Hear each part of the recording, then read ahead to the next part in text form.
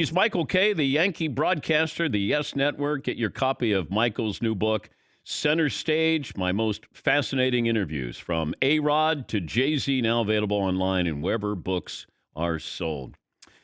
Michael joins us now. When's the last time an interview went bad? You mean an interview with me? Yeah. Well, that you conducted. Probably on CenterStage. There was a couple of people that just didn't want to play very much. So,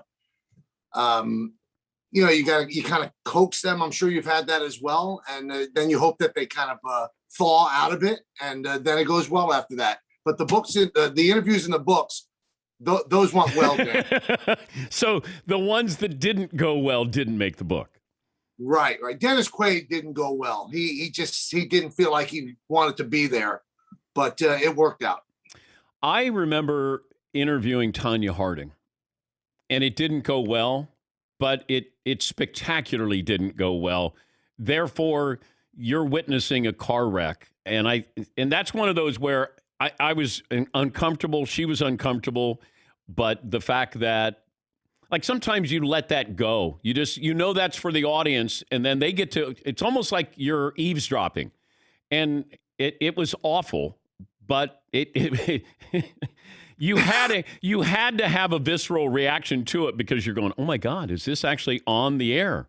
And, so I've had those moments, but where you can't hide. At least you get to tape yours, I'm guessing. All of these interviews are taped? Yes, they're all taped so they could be edited. And you're right, you don't want a fender bender. You want to get T-boned.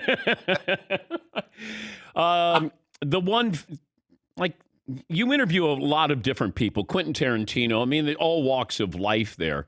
But it feels like that common thread is they are sports fans to a certain degree.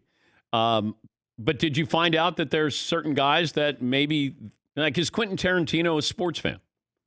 He's a little bit of a sports fan, and in order for it to be booked and for the Yes Network to be on cable systems, there has to be some kind of connection to sports. So if he watched the game, we'll say, okay, there's your connection to sports.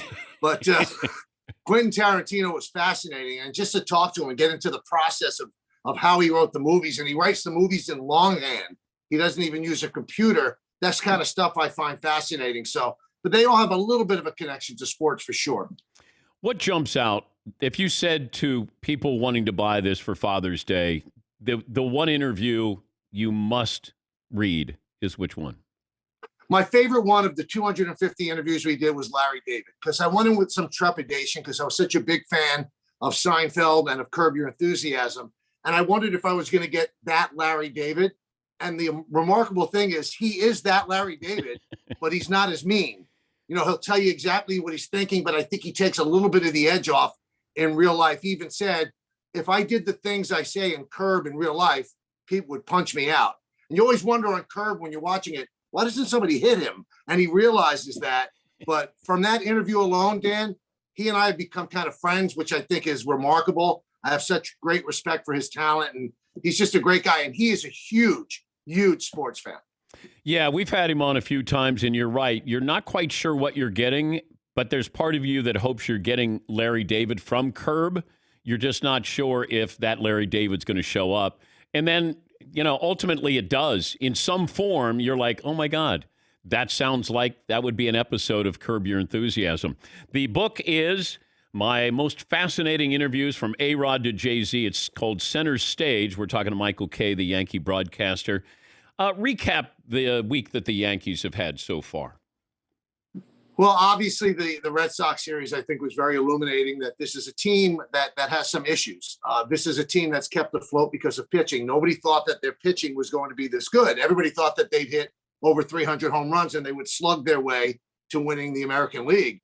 The hitting has not been there. But the greatest tonic for the New York Yankees over the last 20 years, Dan, has been the Minnesota Twins. So they limp into Minnesota, and the first two games in Minnesota, everything you'd want it to be. Yesterday, Stanton hits 2 home runs.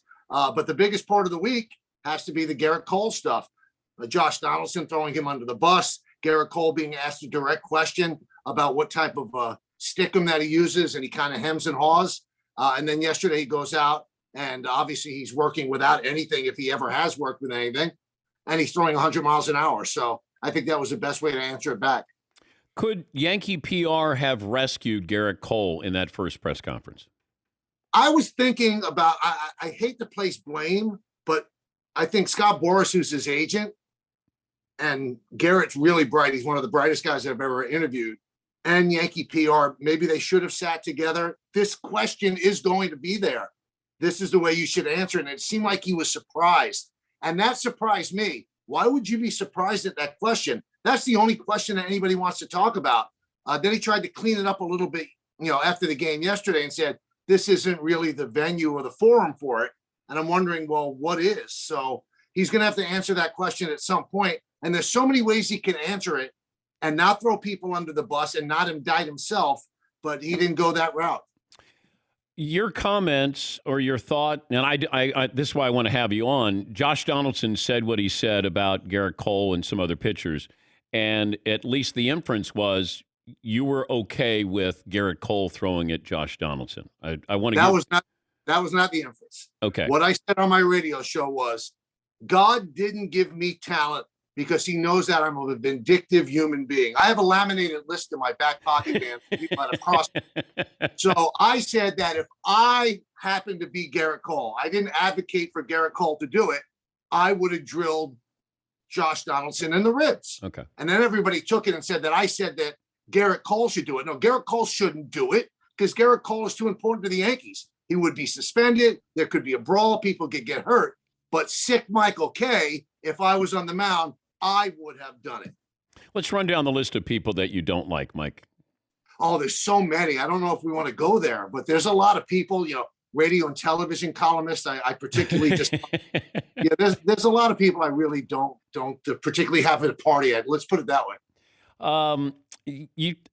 There's this kind of gray area though, if you put pine tar on something on the ball or whatever, that's part of the game. But then if I put something that's a little better than pine tar on it, then I'm cheating. It's unwritten rules, written rules, like trying to figure all of this out. You got pitchers who are dominating. It used to be hitters were dominating. Now we want to help out the hitters. And I'd liken it to a game of teeter-totter, a taffy pull here. Like, what does baseball want to be? That's what I'm trying to figure out. Well, that's the problem, Dan. You could place the blame on the pitchers and the hitters that did the steroids, but I think Major League Baseball is a little bit to blame. This is a rule that's been on the books forever. You can't have a foreign substance on the ball. It has never been enforced, ever. Now, all of a sudden, in the middle of a season, you say you're going to enforce it, and you put one of your biggest stars, Gerrit Cole, unfairly under the spotlight as the poster child for this. I think it's wrong. I really do. Talked to Al Leiter yesterday. He said 95% of people who pitched in Major League history use something on the ball to actually get a grip. But what's happened now, Dan, is that really smart people have come up with the fact if we really get a good grip, we could weaponize it and increase our spin rate. So that makes it harder to hit, and then it becomes a weapon rather than a tool. And that's where we are right now. And Major League Baseball says that within a week, they're going to start cracking down on it. And they're going to check pitchers up to 10 times a game. Dan, you're talking about pace of game? How's that going to be? And the reason why this becomes a bigger story, ESPN grabs a hold of it, and you got the Yankees star pitcher. Yep. If this is a pitcher if this is Madison Bumgarner, nobody cares.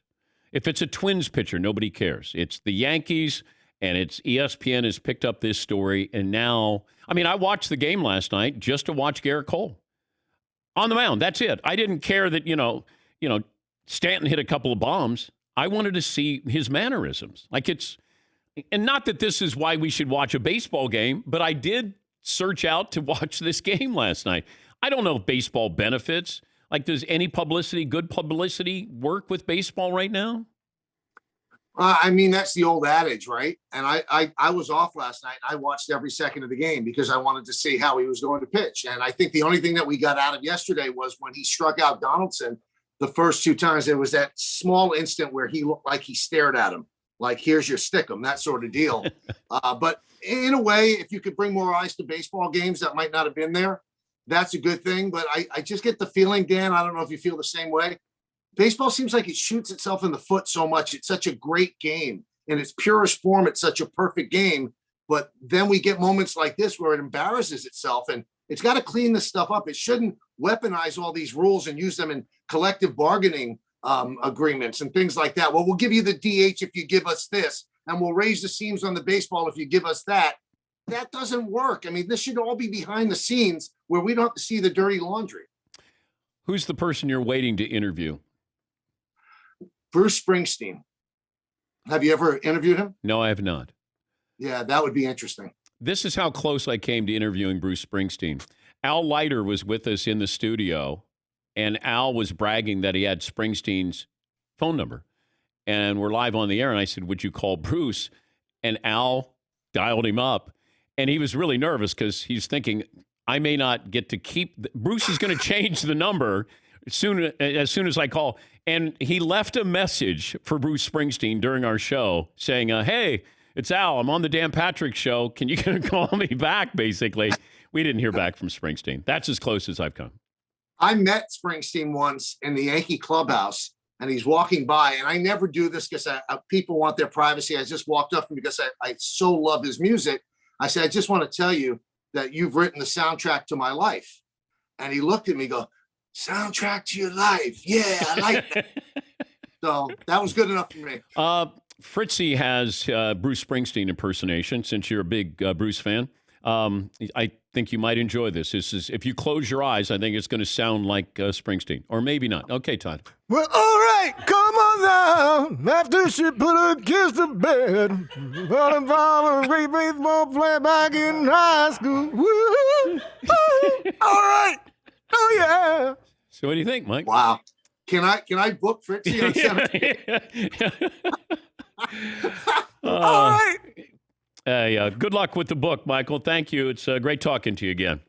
Thanks so much, Dan. That's Michael Kay, the Yankee broadcaster. The book is CenterStage, my most fascinating interviews from A-Rod to Jay-Z, now available online wherever books are sold.